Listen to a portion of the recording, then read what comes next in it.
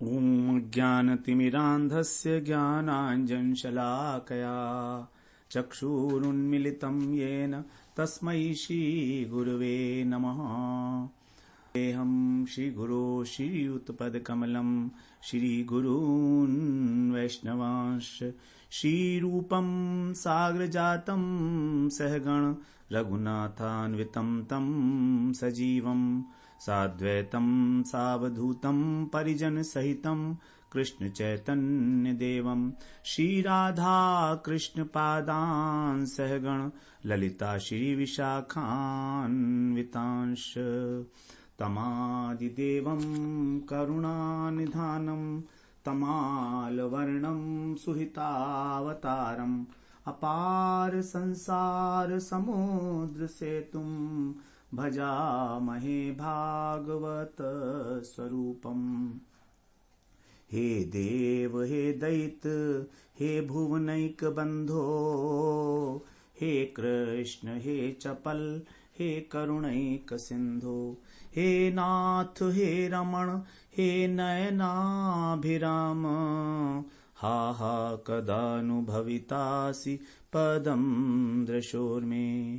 श्री कृष्ण चैतन्य प्रभो नित्यानंद श्री अद्वैत गदाधर शिवसादि गौरभक्त वृंद हरे कृष्ण कृष्ण कृष्ण हरे हरे हरे राम राम राम हरे हरे।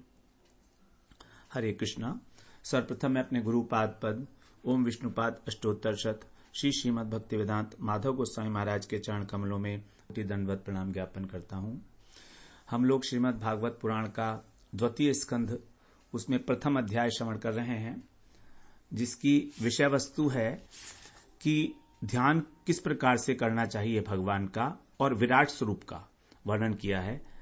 तो उसमें हम लोग 10 श्लोक तक श्रवण कराए थे, जिसमें बताया था कि जो हमारा कर्तव्य है जीवन में वो केवल भगवान के नाम रूप गुण लीला इत्यादि का श्रवण करना, कीर्तन करना और स्मरण करना। श्रोतव्य कीर्तितव्यश्च स्मृतव्यश्च इच्छिताम अभयम। यदि किसी को अभय की इच्छा है अर्थात मोक्ष प्राप्त करना है, अभय पद को प्राप्त करना है, तो यहां पर अभय का अर्थ है भगवान के चरणारविंद, क्योंकि वास्तव में भगवान के चरणों में जाकर ही उनका शरणागत होके ही हम अभय हो सकते हैं, इस जगत के भय से दूर हो सकते हैं।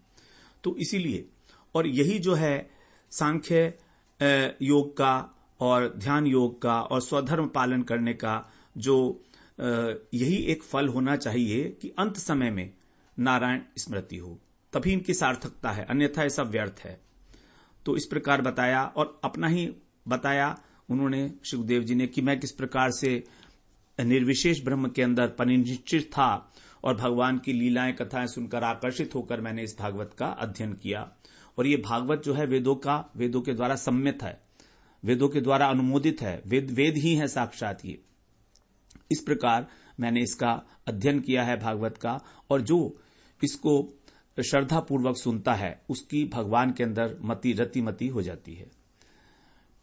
यस्य श्रद्धताहम, जो इसको श्रद्धा पूर्वक सुनता है तुरंत सद्यो आशु कहा ना, यहां पर तुरंत ही भगवान के चरणों में उसकी रतिमति हो जाती है, पवित्र हो जाती है, क्योंकि उसकी बुद्धि 10वें श्लोक में ये बताया। 11वें श्लोक में हम लोग प्रवेश करते हैं। कह रहे हैं एतन्निर्वेद्यमानानाम इच्छिताम कुतो भयम योगिनाम नृपनिर्णीतम हरिर्नामानुकीर्तनम। हे नृप अर्थात हे राजन, एतत का मतलब यही निर्णय किया गया है, निर्णीतम, इस बात का निर्णय किया गया है किसके द्वारा? योगी नाम, योगियों के द्वारा जो हमारे महाजन हैं जिन्होंने सिद्धि प्राप्त की है, उनके द्वारा इस प्रकार का निर्णय किया गया है। क्या निर्णय किया गया है? जो निर्विद्यमाना नाम, निर्विद्यमाना मतलब जिनको निर्वेद प्राप्त हो गया है इस संसार से, अर्थात वैराग्य, जो वैराग्यवान पुरुष हैं, संसार से विरक्त हैं, और भगवान की भक्ति कर रहे हैं। इच्छिताम अकुतो भयम, और जो इच्छा करने वाले हैं मोक्ष इत्यादि की, स्वर्ग इत्यादि की कामना करते हैं, और अकुतो भयम, जिनको किसी प्रकार का भय ही नहीं है, अर्थात जो मोक्ष कामी है, जो आत्माराम पुरुष है। 3 प्रकार के लोग बताए। एतत् निर्विद्यमाना नाम, यहां निर्विद्यमाना नाम से हम लोग भक्ति को ही ले रहे हैं। इच्छिताम का अर्थ है इच्छा करना। इस श्लोक का अनेक प्रकार से अर्थ किया गया है। तो इच्छिताम का अर्थ है संसार के सुख की अथवा स्वर्ग इत्यादि की कामना करना, और अकुतो भयम यानी योगी, जो योगी पुरुष हैं, ध्यान योगी इत्यादि, वे सभी। तो इन सभी के लिए यह निर्णय किया गया है योगियों के द्वारा, जो महाजन है उनके द्वारा, पूर्व आचार्यों के द्वारा इस प्रकार का निर्णय किया गया है कि हरे नामानुकीर्तनम, भगवान हरि का अनुकीर्तन करना ही एकमात्र कर्तव्य है सबके लिए। साधन भी यही है और साध्य भी यही है। ऐसा निर्णय किया गया है कि पुनः पुनः, अनु का अर्थ है, अनु के 2 अर्थ हैं, पुनः पुनः करना, निरंतर करना, और अनुगत्य में करना। तो अनु का मतलब पुनः पुनः अर्थात बार बार, लगातार, और अनुगत्य में अनुकीर्तनम, तो भगवान के नाम का, भगवान के गुणों का, भगवान की लीलाओं का अनुकीर्तन करना है। यहां पर अनुकीर्तन की एक विशेषता है कि जैसे हमारे महाजन, जैसे हमारे आचार्य, महात्मा, साधु लोग करते आए हैं कीर्तन, उसी प्रकार से कीर्तन करना चाहिए। हम लोग सोचते हैं कि आजकल जिस प्रकार के भजन बनाए जा रहे हैं, यदि हम उन भजन को गाते हैं तो हमारा कीर्तन हो रहा है। नहीं, वो कीर्तन नहीं हो रहा है। यहां पर कहा गया अनुकीर्तन। अनुगत्य में हमें अपनी नई नई कविताएं, अपनी नई नई भजन, कीर्तन टाइप के, जिसको म्यूजिक के ऊपर गाया जाता है, वो नहीं करना है। यदि हम ऐसा करेंगे तो हमारे अंदर अहंकार प्रवेश करेगा। भगवान प्रवेश नहीं करेंगे कि देखो ये मेरा भजन गाया जा रहा है, मैं अपने ही भजन गाता हूं, किसी दूसरे के भजन नहीं गाता हूं। ऐसा बहुत लोग करते हैं, भागवताचार्य लोग भी करते हैं, अपने ही भजन बनाए हुए गाते हैं। तो उसके अंदर कहीं ना कहीं तो अहंकार आएगा, ऐसा हो ही नहीं सकता ना आए। जब उन्होंने इतना म्यूजिकल रचना की है उस भजन की, तो इसीलिए कहा गया अनुकीर्तनम। भक्ति के अंदर अहंकार तो सबसे बड़ा बाधक है, मान लीजिए। एक कदम भी नहीं रख सकते हम भक्ति मार्ग के ऊपर यदि हमारे अंदर अहंकार, सूक्ष्म से सूक्ष्म अहंकार भी है। अनुगत्य की ही यहां पर जो है प्रधानता है भक्ति मार्ग में। ज्ञान मार्ग, योगी मार्ग में इस प्रकार का नहीं है अनुगत्य। अनुगत्य वहां पर भी है लेकिन प्रधान नहीं है, इसलिए यहां पर कह रहे हैं अनुकीर्तनम। कीर्तन नहीं करना है, अनुकीर्तन करना है। मतलब हमारे अहम की वृद्धि ना हो पाए, हमारा अहंकार बढ़े ना, यह ध्यान रखना है। और भगवत संबंधी विचार, भगवत संबंधी जो लीलाएं हैं, उन्हीं का हमारे हृदय में स्फुरण हो। तो इसके अतिरिक्त इसमें यह भी कहा जाता है कि अकुतो भयम। अकुतो भयम का अर्थ है मोक्ष, जहां पर किसी प्रकार के मोक्ष, उसकी भय की संभावना नहीं है। तो जो भय रहित पद है, मोक्ष पद, उसके लिए।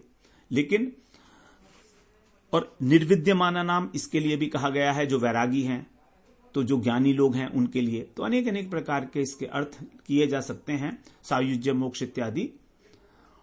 तो उन सभी के लिए भगवान का बार बार कीर्तन करना ही जो है वो साधन है। भगवान ने पहले श्लोक में, 9वें और 10वें श्लोक में बताया था भागवत की महिमा, कि भागवत किस प्रकार से हमारे हृदय के अंदर भगवान के प्रति प्रेम उत्पन्न कर देती है जब हम श्रद्धा पूर्वक उसका श्रवण करते हैं। तो उन और जो भगवान की प्राप्ति के लिए साधन है वो अनेक प्रकार के हैं, लेकिन इस कलयुग में नाम संकीर्तन की ही महिमा है। हम सब जानते हैं, हरिर्नाम हरिर्नाम हरिर्नाम एव केवलम, कलौ नास्त्येव नास्त्येव नास्त्येव गतिरन्यथा, और कोई गति नहीं है। तो अब भागवत को आरंभ करने से पहले ही सुखदेव जी महाराज यहां पर उपक्रम के रूप में आरंभ में ही जो भगवत प्राप्ति का परम साधन है नाम संकीर्तन, उसका उपदेश दे रहे हैं। अनुकीर्तनम बड़ा इंपॉर्टेंट है ये, और यही बात भागवत के अंत में की गई है। कि नाम संकीर्तन ही भागवत का उद्देश्य है। अंतिम जो श्लोक है, तो इस प्रकार से, और देखिए, जो भी प्रतिपाद्य विषय होता है किसी वस्तु का, वो उस ग्रंथ के आदि में, उसके अंत में और उसके बीच में अनेक स्थानों पर उसकी चर्चा की जाती है। तो यहां पर अनुकीर्तन, श्रोतव्य, कीर्तितव्य, स्मृतव्य, उसी का श्रवण करना, कीर्तन करना, स्मरण करना, और अंत में नाम संकीर्तनम यस्य सर्व पाप प्रणाशनम प्रणामो दुख शमनस्तम नमामि हमानि परम। तो नाम संकीर्तन ही सभी पापों को नष्ट करने वाला है। और बीच में अजामेल उपाख्यान है, जिसमें भगवान के नाम की महिमा 6ठे स्कंध में प्रतिपादित की गई है बहुत विशेष रूप से। तो इस प्रकार नाम संकीर्तन ही श्रीमद् भागवत का प्रतिपाद्य विषय स्थापित होता है। प्रतिपाद्य विषय परम भक्ति है, केवला भक्ति है, शुद्ध भक्ति है, लेकिन उस भक्ति के अंदर भी सबसे प्रधान अंग के रूप में नाम संकीर्तन ही प्रतिपादित किया गया है, सिद्ध किया गया है हर एक जगह पर। तो ये जो कीर्तन है भगवान का, यही सबसे इंपॉर्टेंट है। और इस बात का निर्णय अनेक अनेक प्रकार के जो महाजन हैं, योगी नाम, जो भगवान के साथ जुड़ चुके हैं, इसमें कोई प्रमाण की अब आवश्यकता नहीं है, क्योंकि योगियों के द्वारा यह निर्णित किया गया है। अब यदि कहें कि नाम संकीर्तन में तो समय लगेगा, और राजा कहें, राजा परीक्षित, कि मेरे पास तो समय अब है नहीं अधिक, 7 दिन बाकी हैं, तो मैं क्या नाम संकीर्तन करूं? तो कह रहे हैं आगे 12वें श्लोक में परीक्षित महाराज से, किम प्रमत्तस्य बहुभी परोक्षैरहायनैरिह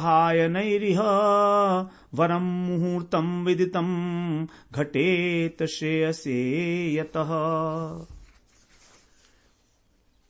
यहां पर कह रहे हैं किम प्रमत्तस्य। प्रमत्तस्य का, प्रमत्त का मतलब होता है असावधान, जो संसार के अंदर आसक्त है, मत्त है, बिल्कुल संसार के अंदर जो है, नशे के अंदर चूर है, नशे में, संसार के नशे में, आसक्ति के नशे में, प्रमादग्रस्त है ऐसे व्यक्ति की। परोक्षै बहुभी, परोक्षै माने अनजाने से, बिना जाने हुए उसके, और बहुत सारे, हायनई, हायनई माने होता वर्ष, तो उसकी आयु के अनेक वर्ष उसके बिना जाने ही, इहो माने इस संसार में जो जीता है उसका किम, क्या लाभ है। अनेक प्रकार के वर्षों के द्वारा, अर्थात जो आयु है व्यक्ति की, वो उसका क्या लाभ है इस व्यक्ति की आयु का, इस जगत में। जो विषय सुख के अंदर मतवाला है, अत्यंत दीर्घ आयु जिसे वे नहीं जानते हैं, क्या लाभ है उसका, अर्थात वो व्यर्थ है। फिर कैसे कह रहे हैं, विदितम मुहूर्तम वरम, जिस मुहूर्त में, एक मुहूर्त में भी, जीवन के अंदर जिस मुहूर्त में ये बात विदितम माने जान ली जाए, समझ ली जाए अच्छी प्रकार से कि मेरी सारी आयु व्यर्थ नष्ट हो गई है इस संसार में प्रमत्त होकर, तो वही आयु श्रेष्ठ कही जाएगी, यतः श्रेयसे घटेत। जिस क्षण हम अपने कल्याण के लिए चेष्टा करते हैं, श्रेयसे माने कल्याण, घटेत माने चेष्टा, तो जिस क्षण हम अपने कल्याण के लिए चेष्टारत हों, वही वास्तव में सार्थक क्षण है। और इसके अतिरिक्त जो बहुत सारे वर्ष हम बिताते हैं, उनकी किसी प्रकार की भी कोई वैल्यू नहीं है।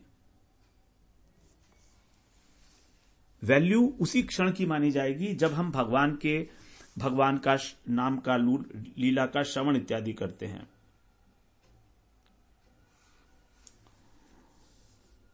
जो समय हम लोग भजन में बिताते हैं, वही वास्तव में हमारा सार्थक क्षण है, अन्यथा तो व्यर्थ ही है। 13वें श्लोक में अब उदाहरण के द्वारा समझा रहे हैं, खट्वांगो नाम राज ऋषि, 13वां श्लोक है ना, खट्वांगो नाम राज ऋषि ज्ञात्वे यत्तामिह यायुष मुहूर्तात् सर्वमुत्सृज्य गतवान भयम हरिम।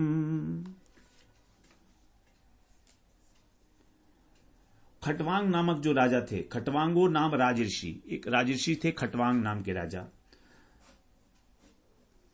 तो यह माने इस लोक में आयुष्य माने अपनी आयु यत्ताम ज्ञात्वा, अपनी आयु की अवधि जानकर कि कितनी शेष रह गई है, ये जानकर सर्वम उत्सृज्य, सब कुछ छोड़कर मुहूर्तात, एक मुहूर्त में ही अभयम हरिम गतवान, अभय स्वरूप जो भगवान हरि हैं उनको गतवान माने प्राप्त हो गए। तो जब उनकी आयु केवल मुहूर्त मात्र शेष रह गई थी, उसी क्षण वे समस्त विषयों का परित्याग कर दिए और भगवान के जो अभय प्रदान करने वाले चरण कमल हैं उनको प्राप्त किया, उनके शरणागत होकर खटवांग राजा ने। तो परीक्षित यदि ये सोचें कि मेरे पास 7 दिन का ही समय रह गया है, मैं नाम संकीर्तन कब करूंगा, तो कह रहे हैं तुम्हें यह नहीं सोचना चाहिए कि तुम्हारी आयु अब थोड़ी सी रह गई है, यह नहीं सोचना चाहिए तुमको। तुमको करना क्या है, केवल और केवल अपनी आसक्ति का त्याग करना है और भगवान का आश्रय लेना है, चरण कमलों का। इस प्रकार से तुम जो है कल्याण को प्राप्त होंगे, क्योंकि 7 दिन में नाम संकीर्तन, साधन, भक्ति क्या करेंगे, क्या क्या करेंगे। तो एक बार खटवांग राजर्षि देवताओं के बुलाने पर और स्वर्ग में जाकर उन्होंने दैत्यों को पराजित कर दिया था, और देवताओं ने प्रसन्न होकर उनसे पूछा, इंद्र ने प्रसन्न होकर उससे पूछा कि तुमको क्या वर चाहिए, मांगो। तो उन्होंने कहा, आप मुझे यह बताइए कि मेरी आयु के कितने शेष दिन रह गए हैं। तब इंद्र ने कहा कि आपकी आयु में केवल 1 मुहूर्त बाकी है। 1 मुहूर्त में 2 घड़ी होते हैं, 2 घड़ी का मतलब 48 मिनट। यह सुनते ही खटवांग राजा ने इंद्र से कहा कि तुम मुझे बिना विलंब के, 1 सेकंड का भी विलंब किए बिना मुझे धरती पर पहुंचा दो। इसी प्रकार से इंद्र ने उनको यहां पर पहुंचा दिया पृथ्वी पर, क्योंकि स्वर्ग में रहकर तो किसी प्रकार भक्ति का साधन किया नहीं जा सकता था। तो यहां पर भक्ति पे आकर, धरती पर आकर उन्होंने अपने राज्य को, संसारी आसक्ति जितनी थी उन सब को त्याग दिया और भगवान कृष्ण के चरणारविंद में अब स्वयं को निविष्ट कर दिया। और उस 1 मुहूर्त के काल में ही उन्होंने भगवत स्मरण करते हुए जो है अपना शरीर को छोड़कर और भगवत प्राप्ति की, अपना जीवन सार्थक कर लिया। केवल 1 मुहूर्त 48 मिनट के अंदर अंदर, 48 मिनट में ऐसा कहते हैं कि एक 24 मिनट में उन्होंने अपने राज्य काज को, सबको जिसको एलोकेट करना था, अपने पुत्र इत्यादि का जो भी अभिषेक करना होगा वो सब करके 1 मुहूर्त में, और दूसरी घड़ी में उन्होंने भगवान के नाम का अनन्य भाव से निरंतर स्मरण करते हुए तीव्र भक्ति योगेन भगवत प्राप्ति की। ये उदाहरण दे रहे हैं कि इस प्रकार से तुम्हें कोई आवश्यकता नहीं है चिंता करने की। अब आगे कह रहे हैं 14वें श्लोक में,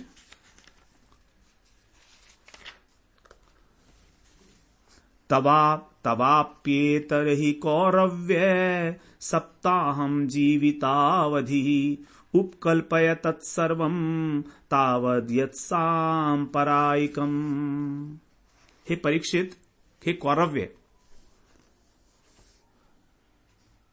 क्योंकि तुम्हारी जो अपि एतः, तुम्हारी भी अब एतः जीविता, तुम्हारे जीवन की अवधि अब सप्ताहम 7 दिन की रह गई है। तब तक तुम्हें क्या करना है, तावत माने तब तक, जो भी सांपरायिकम, जो भी तुमको कल्याण के लिए साधन करना है वो सब कर लो। तत्सर्वम उपकल्पय, अपने कल्याण के लिए जो भी तुम्हें साधन करना है वो तुम कर लो।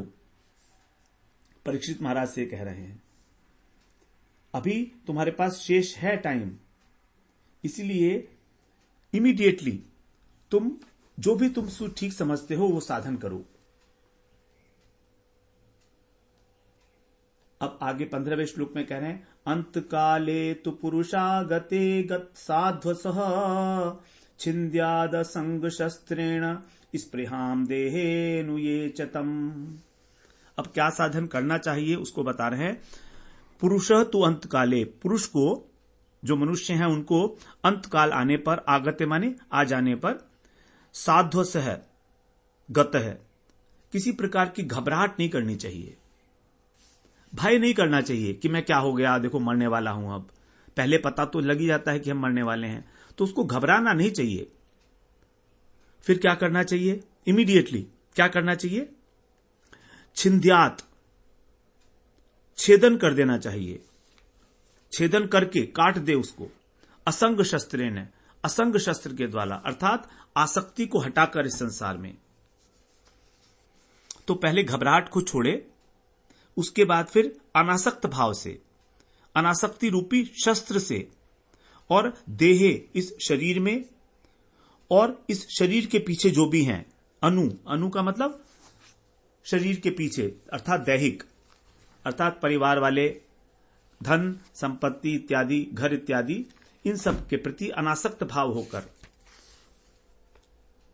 स्पृहाम, स्पृहा माने उस आसक्ति को छिंद्यात माने काट दो। यही बात भगवान ने गीता में कही थी 15वें अध्याय में 3रे श्लोक में। ये जो संसार वृक्ष है अत्यंत सुदृढ़ है, अश्वत्थमेनम सुविरूढ़ मूलम, इसकी जड़ जो है बड़ी बलशाली है, कामनाएं वासनाएं आसक्ति भरी पड़ी है।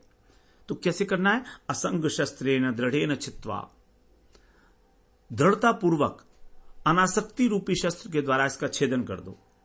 यही बात एग्जैक्टली यहां पर कही जा रही है, असंग शस्त्रेण, और यहां पर भी असंग शस्त्रेण आया है, वहां पर आया है छित्त्वा और यहां पर आ गया छिंद्यात, एक ही बात है।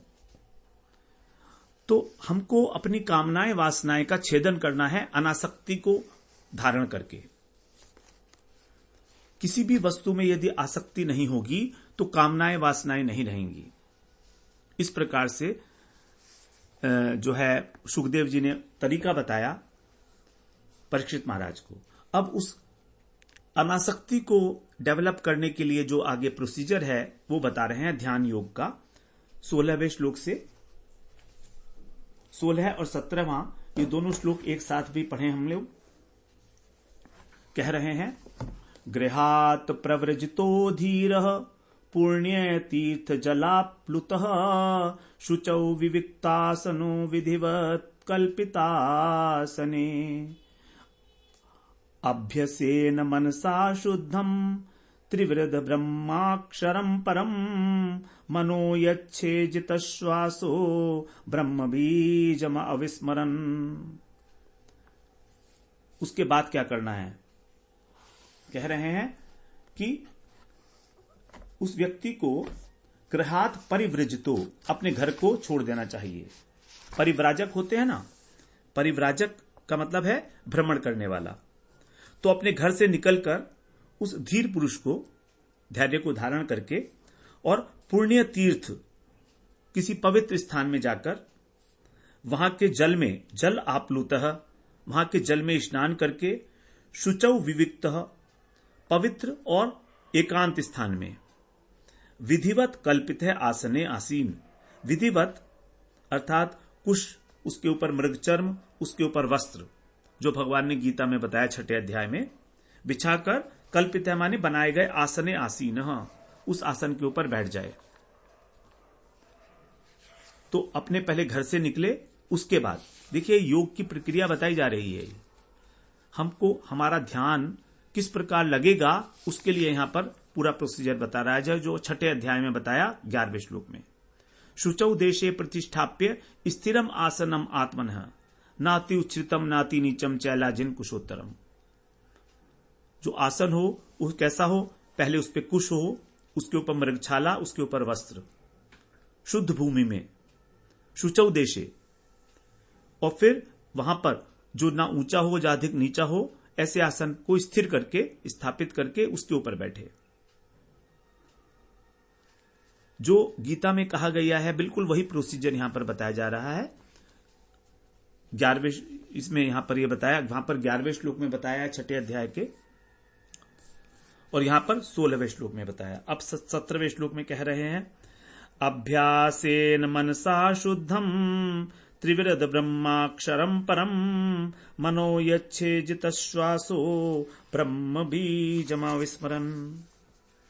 शुद्ध मन से, त्रिव्रत माने 3 अक्षर वाला जो ओम है, इसका जो परम ब्रह्म स्वरूप है, अक्षरम अभ्यसेत, इसका प्रणव का अभ्यास करे, जप करे, और इस ब्रह्म बीज को अविस्मरण अर्थात स्मरण करते हुए जित श्वास को जीतकर प्राणायाम के द्वारा मन है यच्छेत, मन को नियंत्रित करे। वहां पर भी 11वें और 13वें श्लोक में यही बात बताई थी कि आसन पे बैठ के चित्त और इंद्रियों की क्रियाओं को वश में करे, फिर मन को एकाग्र करते हुए योग का अभ्यास करे।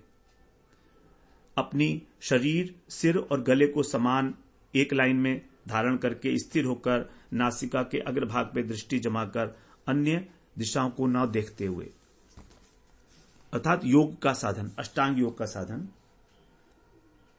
तो ओंकार का जाप करे, अकार, उकार और ओंकार, इन तीनों शब्दों से जो ग्रथित ब्रह्माक्षर है प्रणव, इसका मन मन जाप करे और इसको 1 मिनट भी छोड़े नहीं, निरंतर स्मृति इसकी रहनी चाहिए हृदय के अंदर। और फिर जो है श्वास को रोक के कुंभक इत्यादि के द्वारा, सांस को रोकने की जो प्रक्रिया होती है उसको बोलते हैं कुंभक, तो उसके द्वारा प्राणायाम के द्वारा इसका अभ्यास करें। तो ये चतुर्थ अंक है, यम, नियम, आसन, प्राणायाम। चौथा अंग है ये अष्टांग योग का। तो इस प्रकार से जो है वो अपना ध्यान को केंद्रित करे। जब ध्यान को केंद्रित करेगा, फिर आगे कह रहे हैं 18वें श्लोक में कह रहे हैं, मन को नियंत्रित करके नियच्छेद विषयेभ्योक्षरन् मनसा बुद्धि सारथी मनः कर्म विराक्षिप्तम क्षुभार्ते धारयेध्या। मनसा माने मन के द्वारा,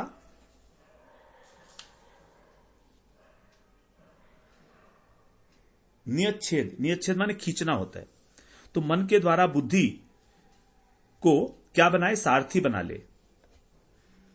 बुद्धि हमारी सारथी है ही, वास्तव में सारथी ही है। तो बुद्धि को सारथी बनाए और उसके द्वारा फिर इंद्रियों को उनके विषयों से हटा ले।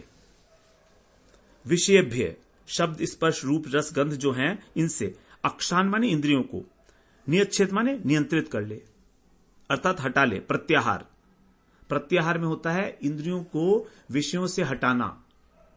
यही बात यहां कह रहे हैं प्राणायाम के बाद। और कर्म भी आक्षिप्तम मन है, और जो हमारा आक्षिप्त मन है अर्थात चंचल मन है, कर्म भी, कर्म वासनाओं के कारण अनेक अनेक प्रकार की इच्छाएं करता है। धिया शुभ अर्थे, बुद्धि के द्वारा, और शुभ अर्थे का मतलब जो शुभ पदार्थ है भगवान, उनके अंदर धारयेत माने लगाए। तो इस प्रकार से अपने मन को, मन के द्वारा पहले बुद्धि को सारथी नियुक्त करे, सारथी मान ले, फिर प्रत्याहार करे जो पंचम अंग है, और फिर उसके बाद एक स्थान पे लगा दे। तो जो बुद्धि है, निश्चयात्मक बुद्धि जब हो जाएगी, स्थिर बुद्धि हो जाएगी, तभी वो सारथी बनेगी। अब पूर्व जन्म का संस्कार प्रबल है तो प्राणायाम के द्वारा मन स्थिर नहीं हो पाता है। तो फिर क्या कह रहे हैं, बुद्धि के द्वारा तुम भगवान की धारणा करो, धारयेत, बुद्धि की धारणा, बुद्धि के द्वारा भगवान के रूप की धारणा करो। धारयेत का मतलब है धारणा करना, और शुभ वस्तु के अंदर, शुभ अर्थ है मतलब भगवान में। तो ये हमारा छठा अंग हो गया, धारणा। यम, नियम, आसन 3 हो गए, प्राणायाम, प्रत्याहार और धारणा 6 हो गए, ध्यान और समाधि ये 7वां और 8वां है। अब आगे कह रहे हैं 19वें श्लोक में, तत्रैकावयं ध्यायेत व्युच्छिन्नेन चेतसा मनो निर्वैश्यं युक्त्वा ततः किंचन न स्मरेत पदम तत्परमं विष्णोर्मनो यत्र प्रसीदति। इसमें 3 लाइन है। कह रहे अव्युच्छिन्नेन माने जो बुद्धि स्थिर हो चुकी है, उसमें किसी प्रकार की विच्छिन्नता नहीं है, ऐसे चित्त के द्वारा। तत्र माने भगवान में, अर्थात भगवान के एक एक अंग में, एक माने एक अंग में, अवयव माने अंग का, ध्यायत माने ध्यान करे।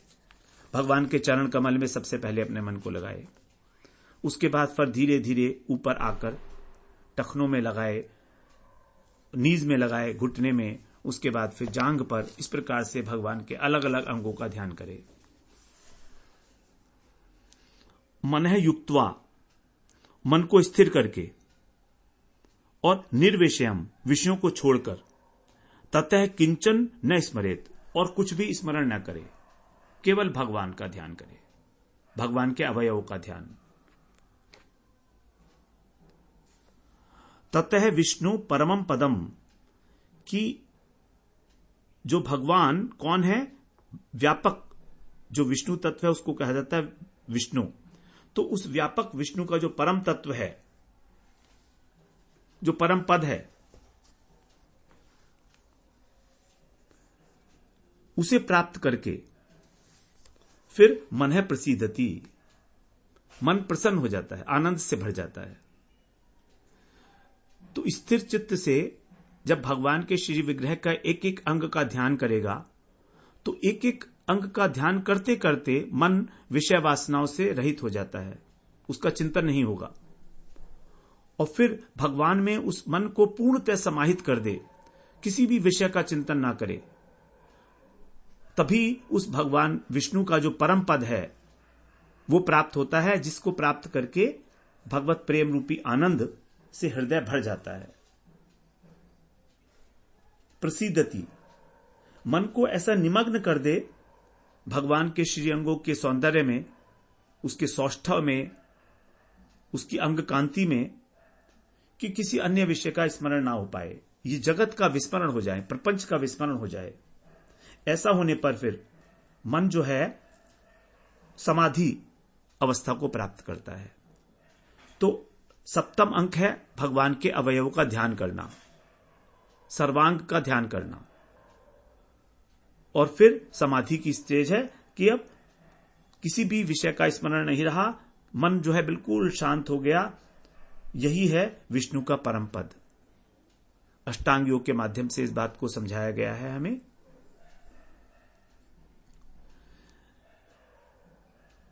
क्योंकि जब ध्यान भगवान के श्री अंगों में लगता है तो भक्ति का उदय हो जाता है।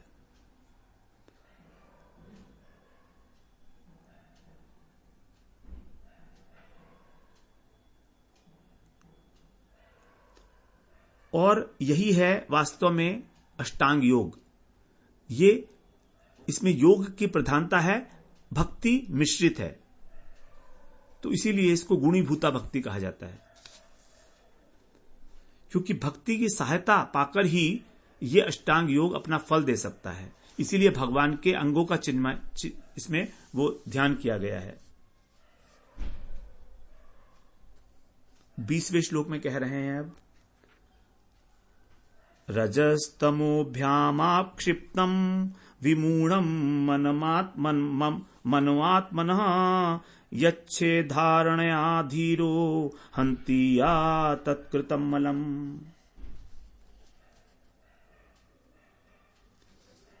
रजस्तमोभ्याम आक्षिप्तम, यदि ऐसा करने पर भी मन रजोगुण और तमोगुण से चंचल हो जाए, आक्षिप्त हो जाए, तो क्या करे? धैर्यपूर्वक, धीर है माने धैर्यपूर्वक, धारणया मतलब धीर व्यक्ति को अपनी धारणा के द्वारा फिर मन को वश में करना चाहिए, भगवान का रूप ध्यान करते हुए। यदि ऐसा हो जाए कि रजोगुण और तमोगुण की वृत्ति हो जाए, क्यों करना चाहिए? क्योंकि धारणा के द्वारा ही जो रजोगुण और तमोगुण के द्वारा जो दोष उत्पन्न हुआ है, यच्छेत या तत् माने उस रजोगुण और तमोगुण के कारण, कृतम माने उत्पन्न हुआ है, मलम यानी दोष, हंती उसको काट देती है, उसको नष्ट कर देती है धारणा। तो धारणा की स्टेज के ऊपर हमारा रजोगुण और तमोगुण शांत करने के लिए कहा गया है। ये रजोगुण और तमोगुण जो है धारणा के स्टेज पर शांत हो जाता है। सत्वगुण जो है उस समय उपलब्ध हो जाता है फल के रूप में धारणा के स्टेज पर, और बहुत धैर्य के साथ ये काम करना है, धीरे इसलिए कहा ना। तो धारणा जो है इन दोनों दोषों को मिटा देती है। जो इसके द्वारा रजोगुण के द्वारा चित्त विक्षिप्त हो जाता है और तमोगुण के द्वारा विमूढ़ हो जाता है। रजोगुण हमारे चित्त को चंचल बनाता है और तमोगुण हमको विमूढ़ कर देता है, अर्थात मोहित कर देता है। हमें समझ नहीं आता है कि क्या चीज ठीक है, क्या चीज ठीक नहीं है। हमारे विवेक को जो है वो ढक लेता है। इस प्रकार से अब 21वें श्लोक में कह रहे हैं, यस्याम संधार्यमाणायाम योगिनो भक्ति लक्षण आशु संपद्यते योग आश्रयम भद्रमीक्षतः। यस्याम माने जिस धारणा के द्वारा, संधार्यमाणायाम अच्छी प्रकार से जिसे धारण करने से भगवान के एक एक श्रीअंग में, भद्रम आश्रयम जो भद्र मतलब कल्याणकारी, जो कल्याणकारी आश्रय है भगवान, उनके स्वरूप को ईक्षत माने देखते हुए, अनुभव करते हुए भगवान के शरीर के एक एक अंग का योगिन भक्ति लक्षण योग। योगियों के अंदर भक्ति लक्षण वाले उस योग की अर्थात भक्ति योग की आशु संपद्यते, भक्ति योग जो है उनका सिद्ध हो जाता है, उत्पन्न हो जाता है। तो जब हम इस प्रकार से एकाग्र मन से भगवान के अवयवों का, एक एक अवयव का ध्यान करते हैं, जिसको धारणा कहा जाता है। देखिए, धारणा का अर्थ है भगवान के एक एक अवयव का ध्यान, और ध्यान का अर्थ है सर्वांग स्वरूप का ध्यान। ये दोनों से थोड़ा सा अंतर है। तो आरंभ किया जाता है धारणा की स्टेज से, और फिर इसके बाद ध्यान की स्टेज पर पहुंचा जाता है। तो इस धारणा के अंदर ही भगवान का जो है अनुभव होने लगता है, दर्शन होने लगता है थोड़ा थोड़ा। तो तब इस प्रकार से उनके अंदर भक्ति योग का उदय हो जाता है। भक्ति योग का उदय तभी होता है जब हमारा ध्यान, जब हमारी धारणा सिद्ध हो जाती है। ये बड़े संक्षेप में सुखदेव जी ने सारी बात बता दी है। अब सुखदेव जी ने यहां पर संक्षेप में सब बात बता तो दी, लेकिन यदि राजा की इसमें इंटरेस्ट होगा तो वो कुछ प्रश्न पूछेंगे और फिर उनको डिटेल में बताएंगे। जब उन्हें समझ में आ जाएगा कि भाई जो मेरा श्रोता है उसकी बुद्धि इसके अंदर जो है और अधिक कुछ जानकारी चाहती है, तो फिर आगे जब राजा पूछेंगे तो उस प्रश्न का उत्तर दिया जाएगा। इसीलिए अब सुखदेव जी यहां पर मौन हो गए हैं, और अगले श्लोक से फिर राजा अपना प्रश्न पूछेंगे सुखदेव जी महाराज से। तो हम लोग फिर अगले श्लोक से अगले सत्र के अंदर श्रवण करते हैं उसको। राजा के प्रश्न के अनुसार ही फिर सुखदेव जी उसका विस्तृत रूप से, विस्तार से उसका वर्णन करेंगे। वांछा कल्पतरुभ्यश्च कृपा सिंधुभ्येव च पतितानां पावनेभ्यो वैष्णवेभ्यो नमो नमः।